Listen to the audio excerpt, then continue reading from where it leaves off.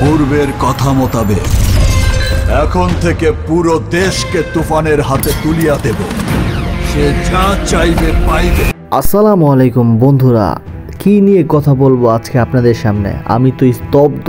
বিষয়টা একটু ব্যাখ্যা করবে? কেন বুঝতে পারছেন না? তাহাকে কোনো কিছুতেই বাধা দেয়ার এখতিয়ার কেউ রাখিতে পারিবে না। তাহলে বিষয়টা ব্যাখ্যা করা যাক, শুরু করা যাক আজকের ভিডিও।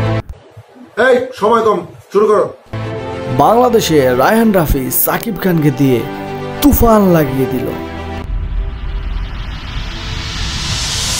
তুফান, খুব ভয় পাইছি রে।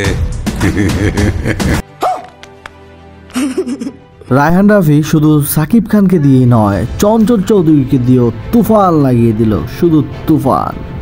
তুফান এমন একটি মুভি, যে মুভি দিয়ে বাংলাদেশ তামিল বলিউডের সাথে টক্কর দিতে পারবে।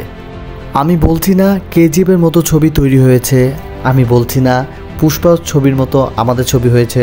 দেখেন, অনেকে বলতে পারে তুফান কেজিএফের নকল হতে পারে, কিন্তু বন্ধুরা, তুফান কেজিএফের নকল নয়, এটি একটি গ্যাংস্টার মুভি।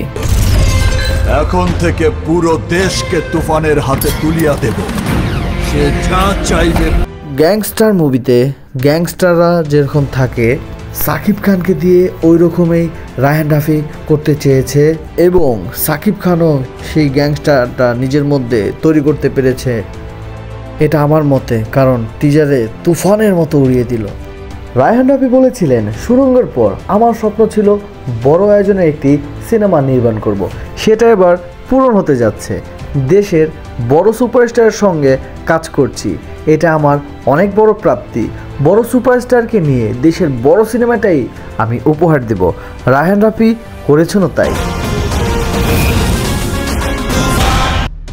দুই বাংলার যৌথ প্রযোজনায় তৈরি হয়েছে তুফান। ছবিতে মুখ্য চরিত্রে এপার বাংলার মেগাস্টার সাকিব খান এবং তার বিপরীতে ওপার বাংলার মিমি চক্রবর্তী। জানা গিয়েছে ছবিতে দ্বিতীয় নায়িকা হিসেবে থাকছেন বাংলাদেশি অভিনেত্রী অসম্ভব সুন্দরী মাসুমা রহমান নাবিলা। তুফানে সাকিব খানকে 90 দশকের গ্যাংস্টার চরিত্রে দেখা যায়। এর ব্যত্যয় ঘটিলে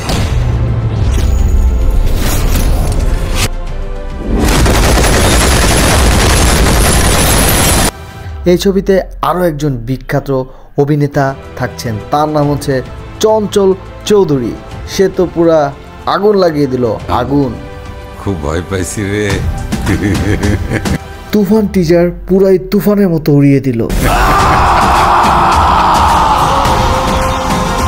শুধু সুনাম করলেই চলবে না, রায়হান রাফি সাকিব খানকে দিয়ে সত্যি কাজে লাগিয়েছেন।